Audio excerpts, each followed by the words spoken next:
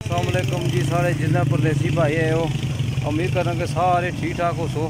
अल्लाह ताला से अपने हिफ्ज़ मान ही रखना है तक साड़ी जी सोलिंग ना दल सी इतना थोड़ी मुकम्मल हुई है।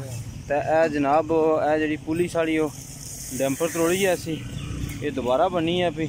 तो ये जी पुली है ये जनाब वो यार डैंपर ने खाते पाई सी बनवाना पे वो सिविल सोसाइटी ने जनाब मुदरान जोड़े रियासत सा देखभाल करने पे जनाब नाल हुई तो वो दोबारा कम कराने पे।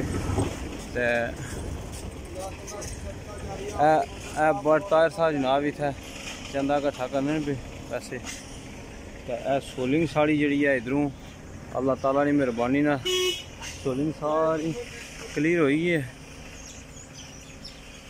देखभाल है जनाब क्योंकि साढ़े जो सिविल सोसाइटी ने बंदे ने हर जगह नज़र इस अगर भी सो सोलिंग ने पत्थर सट्टने हैं भी असना इतना जो कम बाकी रही है वो ये रही है पुली ना अद्धी पुली तैयार हुई है।